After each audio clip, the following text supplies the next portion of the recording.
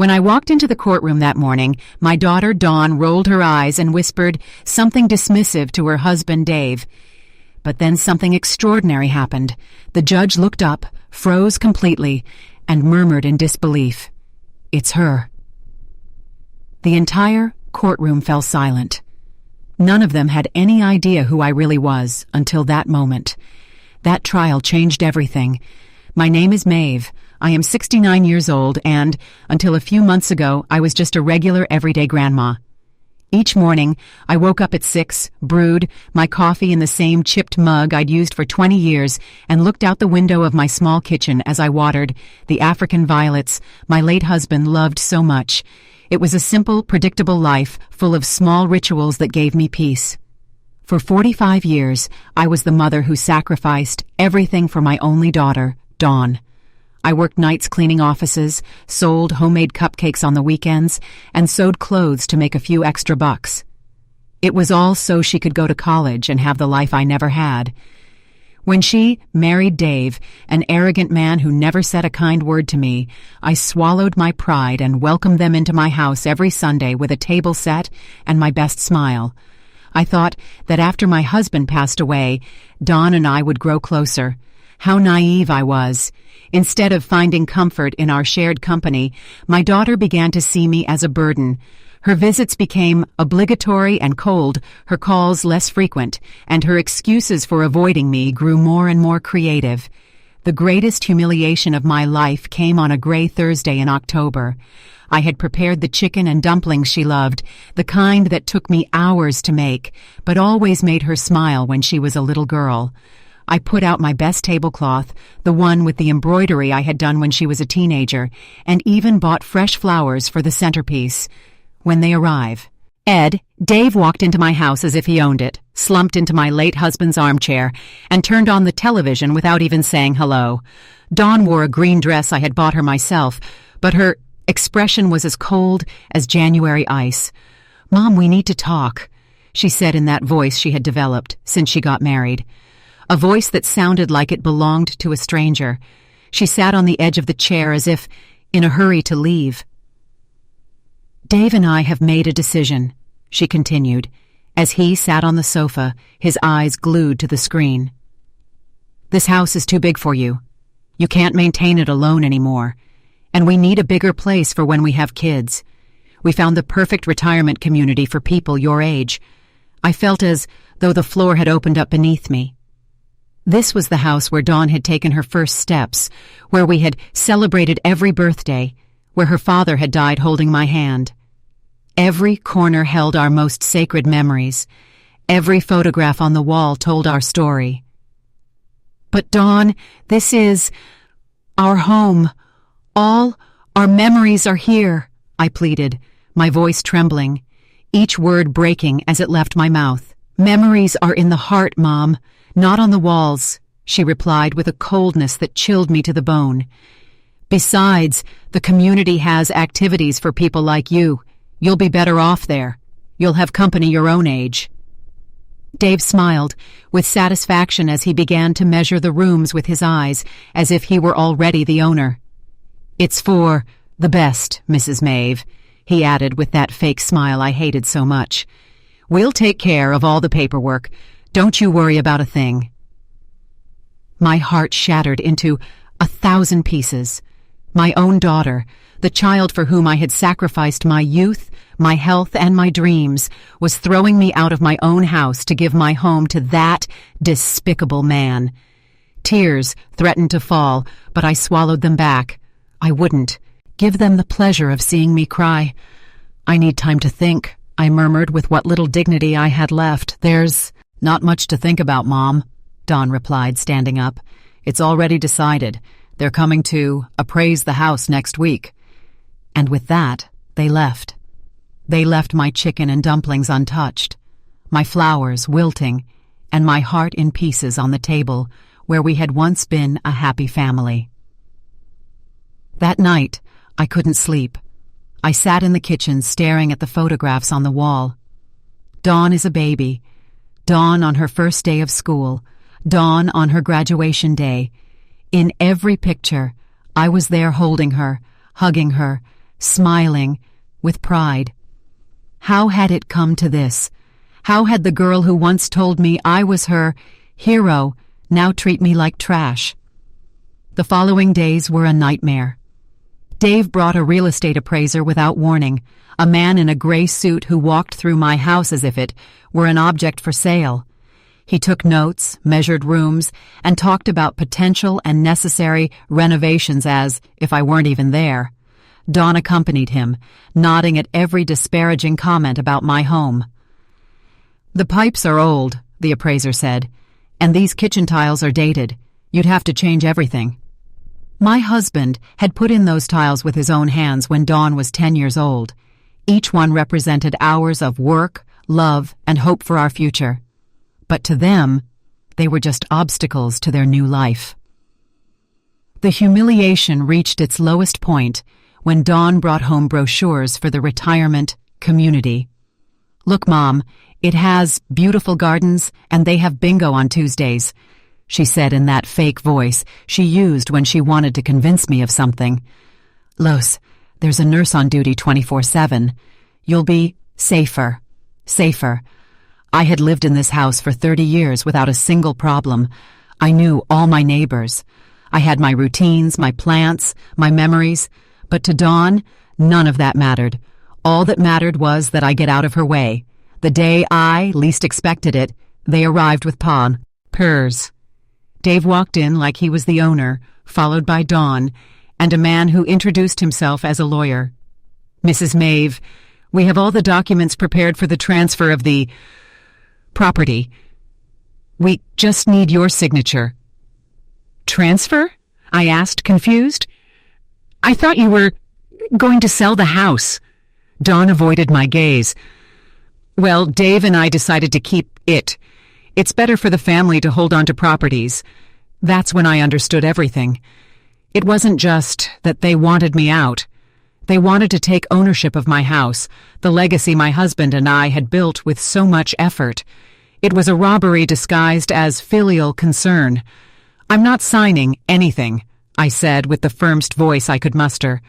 Dave stood up abruptly, his face completely changed, revealing the aggression he had always kept hidden when my husband was alive. "Ma'am, you're no longer in a condition to make decisions. Dawn is your only heir, and she is acting in your best interest." "This is my house," I yelled, surprising myself with my own strength. "And I'm not leaving." "Mom, don't make this harder," Dawn murmured, finally showing some discomfort. "You know you can't keep living alone. Last week you forgot to turn off the gas stove." It was a lie. I had never forgotten to turn off the gas. But Dave smiled as if he had just found the perfect excuse. "Come on, Dawn. Your mother isn't well.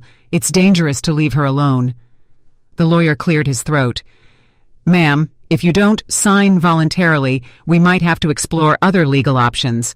A mental incapacity proceeding, for instance. I felt the world closing in on me. My own daughter was willing to have me declared incompetent to steal my house.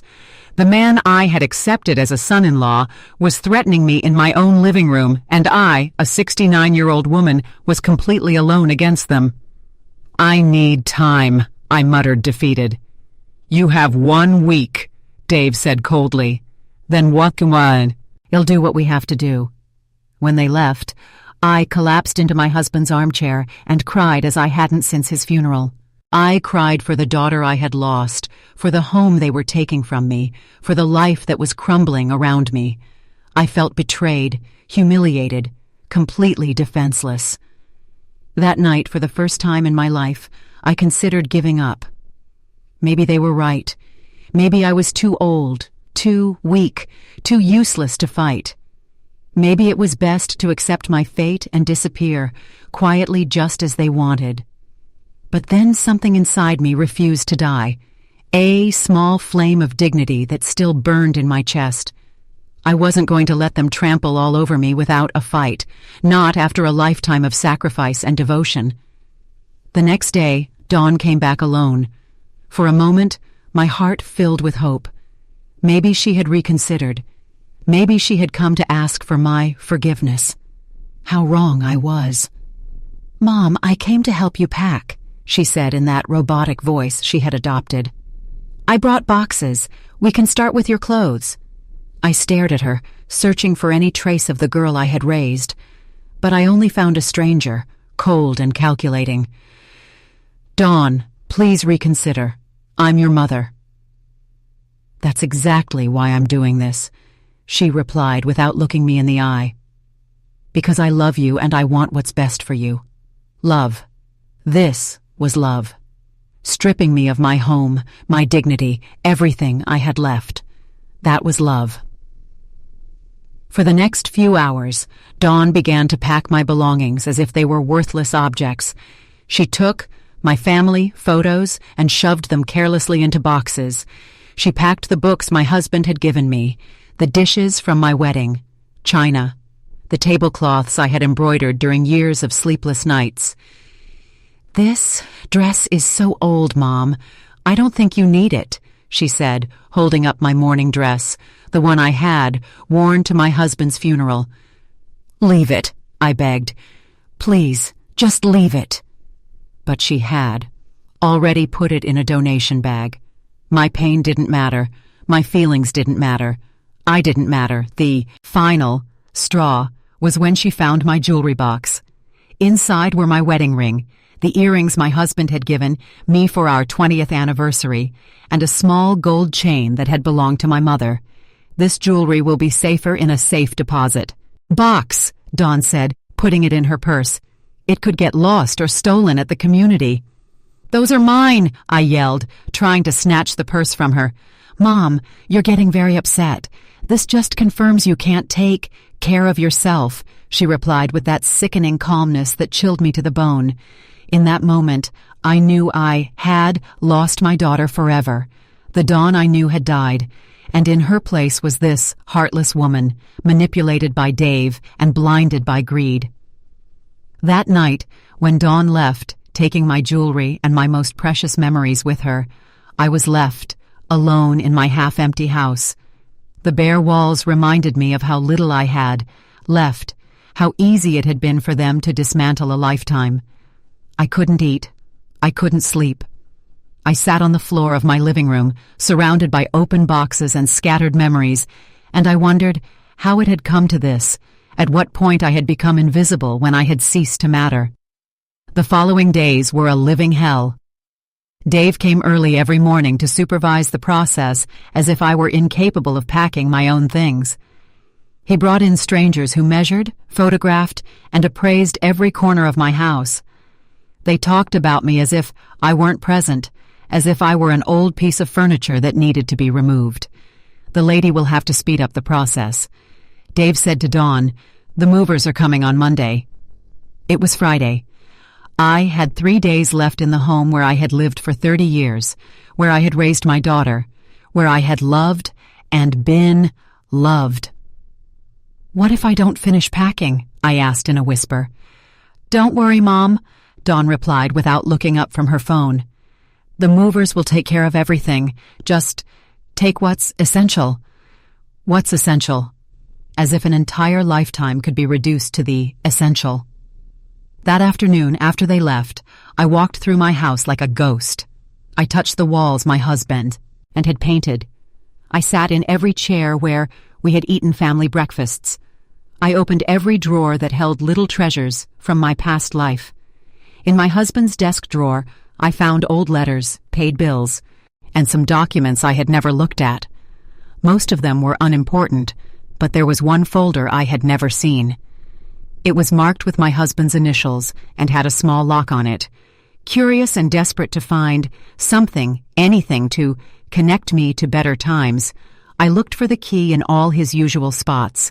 I finally found it inside an old book, marking a page that talked about investments and properties. When I opened the folder, my world changed forever. There were documents I didn't fully understand, but one caught my attention immediately. It was a will, dated just 6 months before my husband's death, that I had never seen before. My hands trembled as I read. My husband had been much more far-sighted than I imagined, and Dawn, my dear Dawn, had no idea what she was about to discover. With shaking hands, I began to read the will that would change my life forever. My husband, who had always been so reserved about money, had been much busier than I imagined during his final years. The document revealed that my dear husband hadn't just been the modest employee I believed him to be. For decades, he had been quietly investing every extra dime he earned. He had bought small properties when prices were low. He had invested in company stocks that were now worth a fortune. And he had accumulated a wealth I never could have imagined in my wildest dreams. But that wasn't all. The will clearly specified that I was the sole heir to everything. Dawn would only receive a small sum if I died, and only if she had taken care of me with love and respect during my final years. My husband had been wiser than I thought. He had seen something in Dave that I had refused to recognize. There was also a clause that took my breath away. My husband was the owner of the entire building where Dawn and Dave lived. The apartment they thought they were paying for monthly was actually ours. All the TEs and aunts in the building were paying rent to us, and that rent had been automatically deposited into an account I knew nothing about. With trembling fingers, I searched through the papers until I found the bank statements. The amount was astronomical. For 2 years since my husband's death, I had been living as a poor widow while a fortune was accumulating in the bank. There were more surprises. My husband owned shares in the company where Dave worked. Not just minor shares, but a significant enough stake that he could practically influence the company's decisions. There were also investments in restaurants, small businesses, and even a large piece of land on the outskirts of the city that was now worth millions. I read and reread every document, every contract, every certificate. Everything was there, perfectly organized and legal. My husband had built a silent empire, and I was its empress without even knowing it. But what impacted me most was a personal letter I found at the end of the folder. It was in my husband's own handwriting addressed to me. "My dearest Maeve," the letter said, "if you are reading this, it means I am no longer with you, and you have found this treasure I kept for you. Forgive me for not telling you while I was alive, but I wanted it to be a surprise for your golden years. You always worked so hard. You always sacrificed so much for Dawn and me that I wanted to make sure you would never want for anything." Tears began to roll down my cheeks as I continued reading. I must also confess something. I never completely trusted Dave. There's something about him I don't like. An ambition that worries me. That's why I structured everything this way. If Dawn takes care of you and respects you as you deserve, she will have a comfortable life. But if she ever treats you badly or tries to take advantage of you, you have all the power to protect yourself.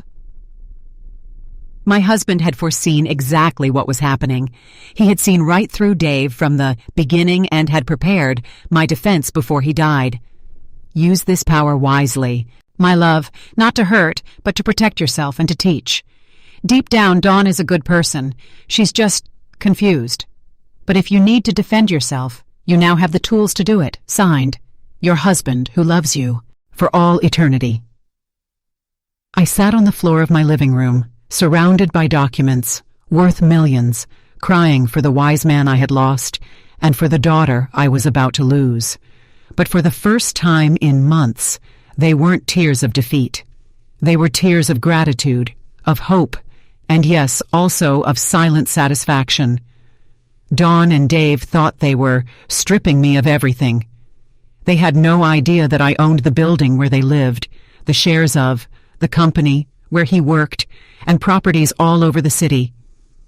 They thought they were throwing me out of my house to take it for themselves, not knowing that this house was the least valuable thing I owned. That night, I didn't sleep. But for the first time in weeks, it wasn't because of sadness. It was because my mind was working, planning, calculating. My husband had given me more than money. He had given me power, and now I had to decide how to use it. Monday morning arrived with a light rain tapping against the windows. Dawn and Dave showed up early with the movers, expecting to find me packed and ready to leave. Instead, they found me sitting calmly in my favorite armchair, sipping tea as if it were any other day. "Mom, what are you doing? The movers are already here," Dawn said with that impatience she had developed. "I'm not leaving anymore," I replied, with a calmness that surprised even me. Dave came closer with that threatening smile I knew so well. "Mrs. Maeve, we already talked about this. You don't have a choice." I looked him straight in the eyes for the first time in years. "You're right, Dave. I don't have a choice, but it turns out you don't either." Something in my tone must have alerted them, because Dawn came closer with a worried expression. "What are you talking about, Mom?" "I'm talking about the fact that I just discovered something very interesting about my financial situation," I said, taking another sip of tea. "But don't worry, you'll understand. Everything, soon." Dave and Dawn looked at me with that expression they reserved for when they thought I was talking nonsense. But I was no longer the same scared woman from the week before. I had a plan, and, most importantly, I had the power to execute it. "Mom, enough with the games," Dawn said with irritation. "The movers are waiting, and they have other jobs after ours." "Then they can leave," I replied calmly. "Because they're not moving a single thing here." Dave stood up abruptly. "Ma'am, I don't think you understand the situation. You no longer have a choice in this matter. On the contrary, Dave, I think it's you who doesn't understand the situation." I slowly got up from my chair and walked to the desk where I had left some of the documents I had found. Not all of them, just a few that I needed for this conversation. "Did you know that your apartment, the one you've been living in for 3 years, has never been paid to the real owner?" Dawn frowned. "What are you talking about? We pay it religiously every month." "Yes, but you pay it to a property management company that in turn deposits the money to me because I own the entire building." The silence that followed was deafening. Dave was the first to react with a nervous laugh. "That's impossible. You live on a measly pension." "I lived on a pension because I chose to," I replied, enjoying every second of their confusion. "My husband was much smarter than any of us imagined. I showed them one of the property deeds." Dawn took it with trembling hands and read it 1, 2, 3 times. This can't be real," she murmured. "It's as real as the fact that you were throwing me out of my own house to take it, for yourselves. But it turns out this house is the least valuable thing I own." Dave snatched the document from Dawn's hands. His face turned pale as he read. "This has to be fake, a forged document." "You can verify it whenever you like," I said, with a smile I hadn't felt in months. "In fact, I encourage you to do so." Dawn collapsed onto the sofa, as if her legs had been cut out from under her. "Why didn't you ever tell us anything?" "Becky, I didn't know myself until 3 days ago. Your father kept this secret to protect me. What a visionary he was." Dave began to pace the room in circles, clearly agitated. "This changes everything, Dawn. If your mother really owns the building, it means she can evict you whenever she wants. Along with all the other tenants who have been paying me on time for 2 years, I completed the sentence for him." "You can't do that," Dawn said, her voice cracking. "We're family." "Family?" The word came out of my mouth with more bitterness than I intended. "Like when you were going to declare me mentally incompetent to steal my house. Like when you packed my memories as if they were trash. Like when you took my mother's jewelry." Dawn began to cry, but they were no longer the manipulative tears she had learned to use. They were tears of genuine terror. "Mom, please, we can fix this. It was all Dave's idea." "Dawn!" Dave yelled, furious that she was blaming him. "It's true," she continued, ignoring him. "He convinced me it was what was best for you. He said you were losing your memory, that you couldn't take care of yourself." "And you believed him?" I asked, feeling my heart break once more. "Do you know your mother so little that you believed him over your own intuition?" The movers, who had been waiting at the entrance, came closer, confused. "Excuse me, are you taking the stuff or not? Because we have another job in an hour." "No," I replied firmly. "Nothing is being moved here. You can go." Dave came closer to me with that aggression he had always kept hidden. "This isn't over, old lady. We're going to challenge those documents. We're going to prove they're fake." "Go right ahead," I said, unfazed. "In the meantime, I hope you have enough money saved to find somewhere else to live, because on the first day of next month, you're going to receive an eviction notice." "You can't do this to us," Dave yelled, completely losing his composure. "I can and I will, but don't worry, I'll be fair. I'll give you the 30 days that the law allows." Dawn stood up abruptly from the sofa. "Mom, please, you have to understand. Dave told me that if I didn't convince you to move, he would leave me. He said he couldn't stand living knowing you were here alone, being a danger to yourself." "And that justifies everything you did to me?" I asked. "It justifies treating me like trash, packing my memories without care, taking your grandmother's jewelry. I'll give it back to you right now," Dawn said, desperately searching through her purse. "It's too late for that, Dawn." Dave came closer again, but this time his attitude was different. He was no longer threatening, but almost pleading. "Mrs. Maeve, we can come to an agreement. Dawn is pregnant. Are you really going to throw your grandchild out on the street?" I felt as if I had been punched in the stomach. Dawn was pregnant, and she hadn't told me. I was going to be a grandmother, and I found out as a piece of blackmail. "Is it true?" I asked Dawn. She nodded through her tears. "I wanted to tell you, a different way. I wanted it to be a special surprise, like the surprise of throwing me out of my house," I replied, even though I felt my resolve beginning to waver. But then I remembered my husband's words in his letter, not to hurt, but to protect yourself and to teach. Dawn needed to learn, and her son or daughter deserved to grow up with different values than the ones Dave was teaching. The news of the pregnancy disarmed me for a moment, but then I remembered all the pain they had caused me. A baby didn't erase the humiliation, the contempt, or the months of suffering they had put me through. "Congratulations on the baby, Dawn," I said with a calmness that was hard to maintain. "But that doesn't change what you did to me." "Mom, please," Dawn pleaded. "Think about your grandchild. Do you really want them to grow up without knowing their grandma?" "Their grandma was here all along," I replied. "You were the ones who decided to get rid of me." Dave tried one last manipulation. "Mrs. Maeve, if you really have as much money as you say, why don't you help us instead of punishing us? We could be a united family." I looked at him with the contempt he deserved. "A united family like when you threatened to have me declared mentally incompetent, like when you turned my daughter against me." "I never quiet, Dave." I interrupted him with an authority I didn't know I possessed. "I have heard enough of your lies." The movers had left, leaving us alone in the tension that filled the entire house.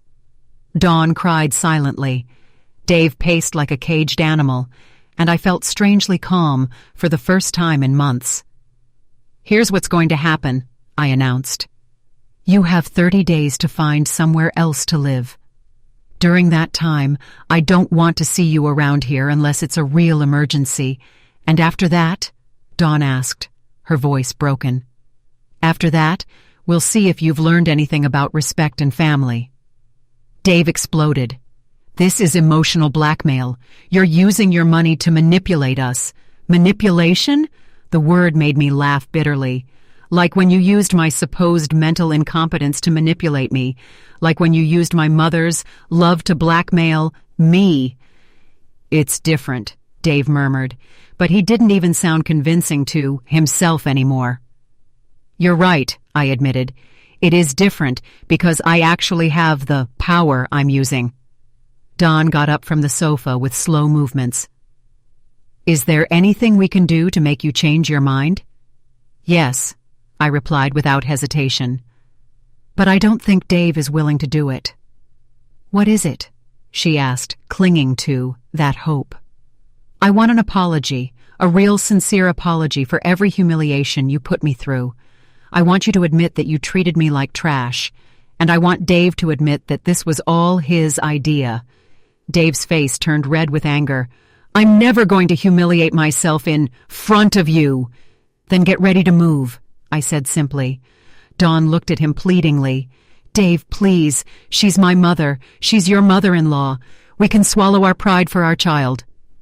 "No," he yelled. "I'm not going to bow down to this manipulative old woman." The insult hung in the air like a slap. Dawn's mouth fell open, finally seeing her husband without the lenses of blind love. "Manipulative old woman," I repeated softly. "Interesting. That's what you really think of me, Dave." "No," Dawn murmured. But he had already lost control. "Yes, that's what I think. A bitter old lady who can't stand to see her daughter happy. That's why she made up this whole story about the money. Made up." I walked to the desk and took out more documents. Did I also make up these bank statements? Did I make up these property deeds? Did I make up these stock certificates? I put each document on the dining room table, one by one, until the surface was covered with irrefutable proof of my fortune. Dawn came closer and began to examine the papers with trembling hands.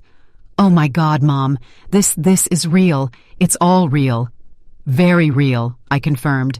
"And now you understand why your husband is so desperate to discredit me." Dave tried one last gambit.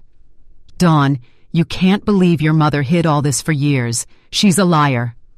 "No, Dawn," suddenly yelled, surprising us all. "Stop it, Dave. Just stop." She turned to me with tears streaming down her cheeks. "Mom, forgive me. Forgive me for everything. You're right. I treated you like trash. I took your memories, your jewelry, your dignity, and the worst part is that I did it because he convinced me you were a burden. Dawn, don't listen to her." Dave tried, but she ignored him completely. "He filled my head with lies about your mental health, about the dangers of you living alone. He made me feel guilty for leaving you here when all you wanted was to be in your home." "Dawn, be quiet," Dave ordered her, but it was already too late. "Don't you ever tell me to be quiet again," she yelled at him. "I'm sick of your manipulations, sick of you using me to hurt my mother." The silence that followed was absolute. For the first time in years, Dawn had defended something she believed was right, instead of blindly following her husband's orders. Dave looked at her with a coldness that chilled me to the bone. "If you choose your mother over me, Dawn, this relationship is over." Dawn stood motionless for a moment, processing the ultimatum.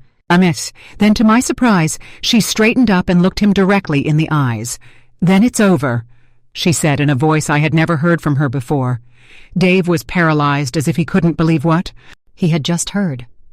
For years he had controlled her every decision, every thought, every move. And now, for the first time, she had told him, "No, you're not serious," he murmured with a nervous smile. "You're pregnant, Dawn. You can't raise a child alone." "I won't be alone," Dawn replied, looking at me for the first time in months with something that resembled love. "I have my mother." But I wasn't ready to forgive so easily. The months of humiliation, the nights of crying, the feeling of having lost my only daughter, all that didn't just disappear with a few words. "Dawn," I said softly, "I appreciate that you finally opened your eyes, but this doesn't fix everything that happened." Her face fell. "Mom, please. I know I don't deserve your forgiveness, but I'm willing to do whatever it takes." Dave, seeing that he was losing control of the situation, adopted a different attitude. He suddenly knelt in front of me with a look of repentance I knew was fake. "Mrs. Maeve, you're right. It was all my fault. I convinced Dawn that you couldn't take care of yourself. I pressured her into making difficult decisions. Please forgive me." I looked down at him, feeling a mixture of satisfaction and disgust. It was pathetic to see him gravel after months of arrogance. "You're asking for forgiveness now, Dave, when you discover that I'm not the poor, helpless old woman you thought I was." "I was terribly wrong," he continued with that performance I also knew. "Let me make it up to you. We can be a happy family." "A happy family?" I repeated, like when you threatened to have me declared mentally incompetent. That was a mistake, like when you called me a manipulative old woman 5 minutes ago." Dave swallowed hard, realizing that every word he had said was being used against him. I was upset. I didn't know what I was saying. "No," I said firmly. "You knew exactly what you were saying. You were showing your trars and face for the first time." I turned to Dawn, who was watching the scene with a look of shame and pain. "And you, Dawn, for months you treated me like a nuisance. Do you think an apology erases all that?" "No," she admitted, her voice cracking. "I know I can't erase what I did, but I can try to make things right." "How?" Dawn looked at Dave, who was still kneeling on the floor with a pleading expression. Then she looked at me. "By leaving him," she said finally. "By leaving this man who convinced me to betray the only person who has ever loved me unconditionally." Dave stood up abruptly. "You can't be serious. You're having my child." "I am having my child," Dawn replied with a determination that filled me with pride despite everything. "A child. I don't want to grow up watching his father manipulate and mistreat his grandmother." "Dawn, you're making the biggest mistake of your life," Dave threatened. "The biggest mistake of my life was marrying you," she retorted. Dave looked at both of us with pure hatred. "This isn't over. I'm going to fight for custody of my child. I'm going to prove that both of you are crazy." "What money are you going to fight with?" I asked calmly. "Because tomorrow morning I'm going to talk to your boss. Did you know I own enough shares in your company to influence personnel decisions?" Dave's face turned completely pale. "You wouldn't dare. After all you've done to me." "Of course I would. That's an abuse of power," he muttered. "Like when you abused my mother's love to manipulate me. Like when you abused Dawn's trust to turn her against me." Dave headed for the door but stopped before leaving. "This doesn't end here," he said, his voice full of venom. "I'm going to destroy both of you." "Go ahead and try," I replied unfazed. "But do it from somewhere else, because you have exactly 1 hour to get your things out of my building." 1 hour? You said we had 30 days. That was when Dawn was with you. Now that she's on her own, there's no reason for you to keep living on my property." Dave slammed the door behind him, making the whole house tremble. Dawn and I were left alone for the first time in months, surrounded by a heavy silence and documents that it proved a reality that was still hard to process. "Mom," Dawn murmured after a long while. "Can you ever forgive me?" I looked at her, this 30-year-old woman who had just discovered she had been living a lie, who had betrayed her mother for a man, who was worthless, who was pregnant and alone.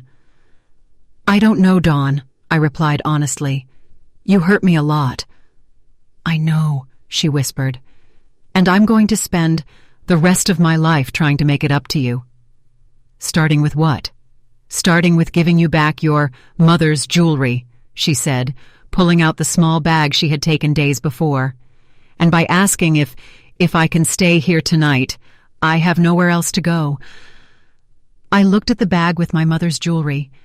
Then I looked at my pregnant and alone daughter, and I felt my heart soften just a little. One night, I said finally, "But tomorrow, we start talking about how you're going to earn my trust back." Dawn nodded, tears of gratitude running down her cheeks. "Thank you, Mom. I promise I'm going to make things right." But I knew that promises were easy to make and hard to keep. The real test would come in the days that followed. The next few days were strange and tense. Dawn stayed in her old room, which I had kept exactly the same since she got married. During the day, we walked through the house like two polite strangers, only talking about necessary things: breakfast, the weather, her morning sickness. But I was watching every gesture, every word, every attempt Dawn made to win back my trust. And what I saw gave me hope. For the first time in years, my daughter was doing things for herself without expecting someone else to solve them for her. She washed her dishes immediately after eating, kept her room spotless, and even started helping with chores around the house without me asking. On the third day, as I was watering my violets by the window, Dawn approached with a cup of tea in her hands. "Mom, can we talk?" I nodded without turning to look at her. I was learning that silence was more powerful than 1,000 words. "I've been thinking a lot these past few days," she began, sitting in the chair where Dave used to sit like a king. "About everything that happened, about the things I did and said. I kept watering my plants, waiting. I've realized that it wasn't just Dave who changed me. I allowed him to change me. I chose to believe him instead of trusting my own heart." I finally turned to look at her. She had deep circles under her eyes and looked thinner despite the pregnancy. It was clear she hadn't been sleeping well. "And why do you think that happened?" I asked her. Dawn sighed deeply. "Because it was easier to blame you than to face the fact that I had married the wrong man." That honesty took me by surprise. I had expected excuses, justifications, but not that raw admission. When Dave started complaining that you visited too much, I knew deep down that he was being unfair.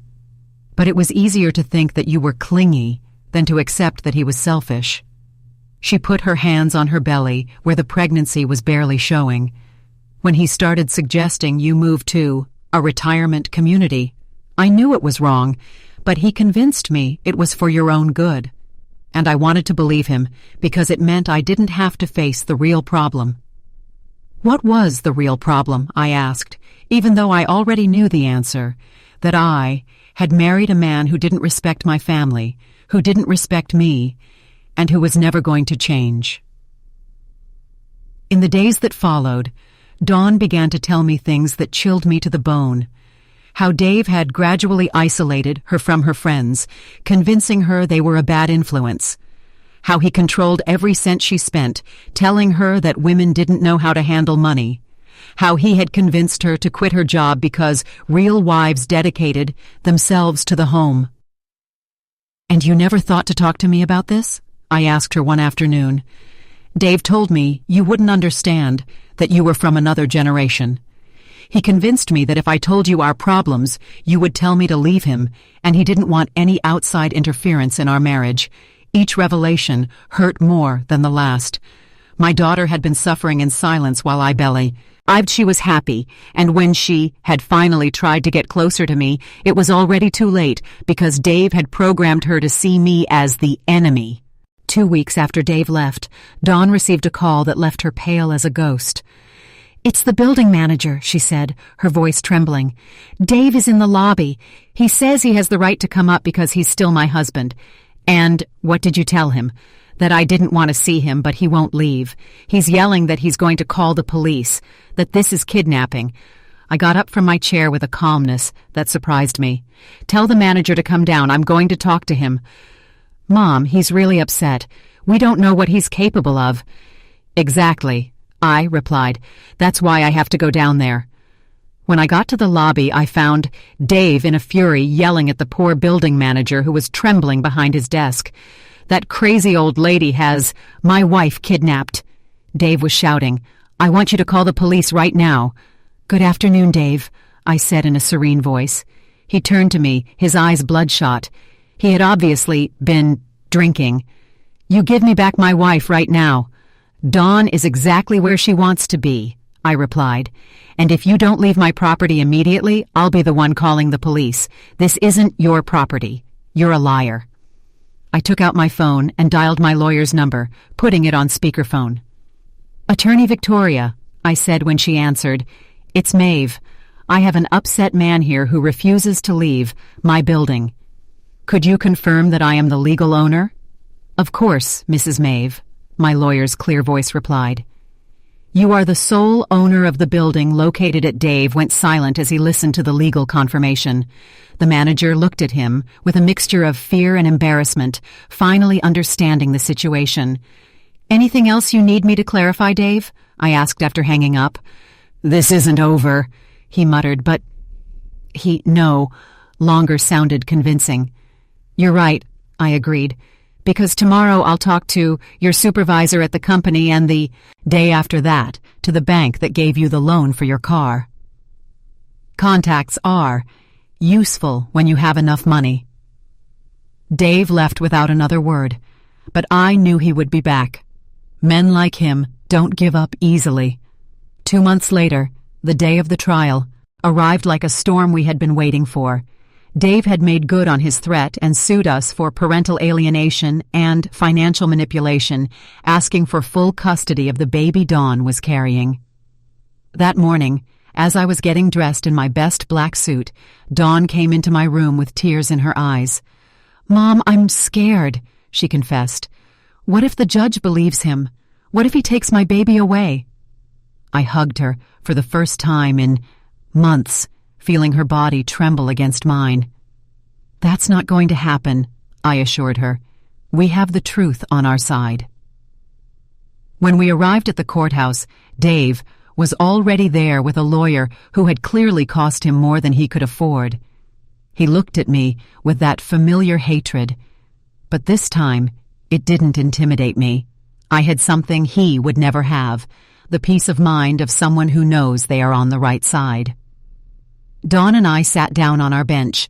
She wore a purple dress that highlighted her 5-month pregnancy, and I wore the earrings my husband had given me for our anniversary. We were prepared. Dave's lawyer began his argument, painting me as a vengeful woman who had used her money to destroy a happy marriage. He talked about manipulation, emotional blackmail, and a toxic mother-in-law who couldn't accept that her daughter had grown up. When it was our turn, my lawyer, Victoria, stood up elegantly and began to present the evidence.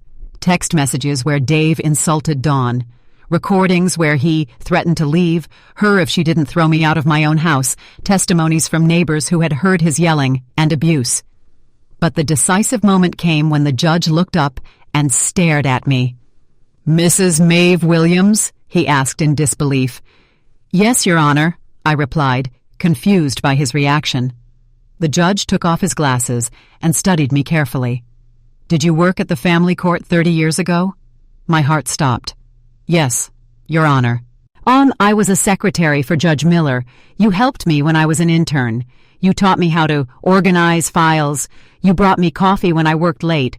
You were always kind to me when everyone else treated me like I was invisible." The entire courtroom fell silent. Dawn looked at me in amazement. Dave turned, pale, and I felt as if the world had stopped. "Your Honor, I am Judge David Morales," the judge continued. "Do you remember me?"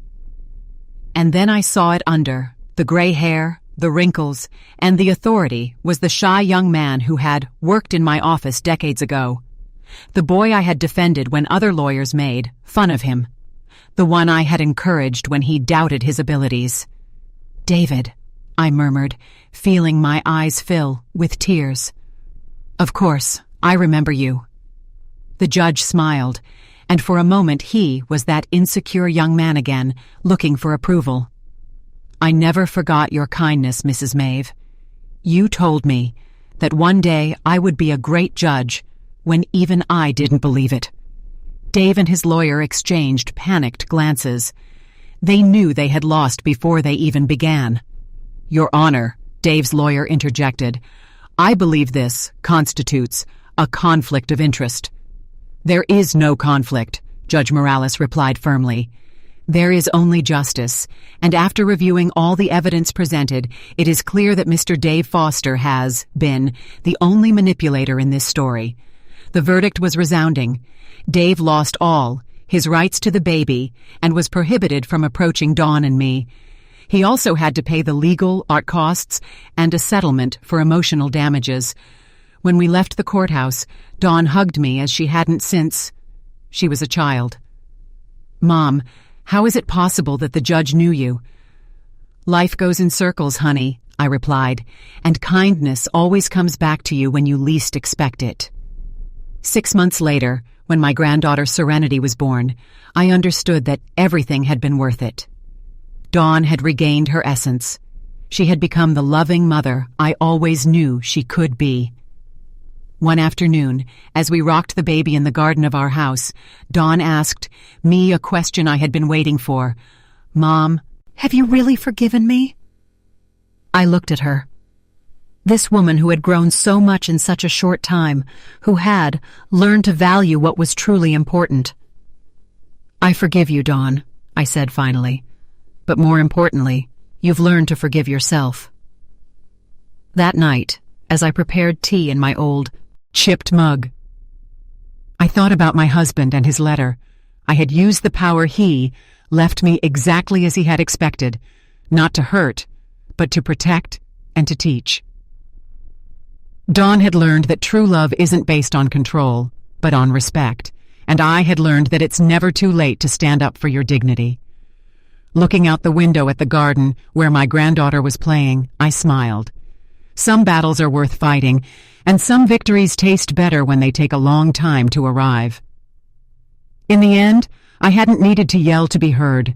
I had only needed to remember who I really was and defend it with the peace of mind of someone who knows they are on the right side of history. 5 years after the trial, my life had taken a turn I never could have imagined. Little Serenity, now a 4-year-old girl, with her mother's lively eyes and my same stubbornness, ran through the garden chasing butterflies while Dawn and I prepared Sunday lunch. "Grandma Maeve, look what I found!" Serenity yelled, running toward me with a yellow flower in her small hands. "It's beautiful, my love," I said, lifting her up to give her a kiss. "Should we put it in the vase with the others?" Dawn smiled at me from the kitchen. In these years, she had bloomed in an extraordinary way. She had gone back to school and was now working as an accountant at a small but prosperous firm. And most of all, she had regained that spontaneous laugh I remembered from her childhood. "Mom, a letter came for you," she said, handing me an elegant envelope. It was from the foundation I had established 2 years ago with part of my husband's inheritance. Home and Dignity had become a refuge for older women who were suffering from familial abuse or abandonment. What had started as a way to honor my own experience had transformed into something much bigger. "What does it say?" Dawn asked, drawing her hands on her apron. "They're inviting us to the inauguration of the 3rd house," I replied, feeling that deep satisfaction that only comes from knowing your pain served a good purpose. "They're going to house 15 more women in. These years, we had helped more than 50 women rebuild their lives. Some arrived, as I had been, stripped of their dignity by ungrateful children or abusive relatives. Others came alone, without family, but with similar stories of abandonment and mistreatment." The doorbell interrupted my thoughts. Dawn went to open it and came back with a mysterious smile. "Mom, you have a visitor." Behind her appeared retired Judge David Morales, accompanied by an elegant woman with silver hair. "Mrs. Maeve," he greeted me with that warm smile he had kept since he was young. "I want to introduce you to my wife, Elena." "It's an honor to meet you," Elena said, taking my hands. "David has told me so much about you. He says you were one of the most important people in his professional training." "He exaggerates," I replied, but I was deeply moved. "Not at all," David insisted, "and that's why we wanted to invite you personally. The Retired Judges Association is going to give you an award for your work with the foundation." "That's not necessary," I began to say. "Yes, it is," he interrupted me. "Your story inspired many of us to reflect on true justice, the kind that goes beyond written laws." After they left, Dawn and I sat on the porch while Serenity played with her dolls. The garden was more beautiful than ever. I had hired a gardener, but I still personally took care of the African violets my husband loved so much. "Do you know what I admire most about you, Mom?" Dawn asked me suddenly. "What?" "That you never got bitter after everything I put you through. After all the pain, you never let it harden your heart." "Of course I got bitter," I admitted. "There were nights when resentment was eating me up inside, but your father taught me something very valuable in his letter." "What did he teach you?" That true power doesn't come from revenge, but from the ability to transform pain into something useful for others, Dawn Emasumahamal added, understanding she had experienced that transformation herself. She now volunteered at the foundation, using her own experience to advise young women who had fallen into toxic relationships. "Did you ever find out what happened to Dave?" she asked. "My lawyer, Victoria, told me he moved to another city. It seems he got married again." I paused, choosing my words carefully. I hope he learned something from all this, but honestly, it's no longer my concern. "You're not even curious?" "No," I replied honestly. "I learned that some people only come into your life to teach you lessons. Once you've learned the lesson, you can let them go." Serenity came, running with her cheeks rosy from playing. "Grandma, will you tell me the story of the brave grandma?" It was her favorite story, a version adapted for children of what had happened. In my version, the grandma discovered she had magical powers and used them to protect her family from a big bad dragon. Again, I pretended to complain, but I was already lifting her up to sit her on my lap. Yes, and don't forget the part where the good judge helps her. As I told the story for the nth time, I thought about how strange destiny was. I had needed to lose everything to discover what I truly had. I had to hit rock bottom to find my real strength. "And happily ever after?" Serenity asked when I finished. "Happily ever after," I concluded. The brave grandma found her happy ending. "You found your happy ending, Grandma," Serenity said. I looked around. Dawn was setting the table for dinner. The garden was blooming. My beautiful granddaughter was in my arms. And the letter from the foundation promised to help even more women. "Yes, my love," I replied. I did.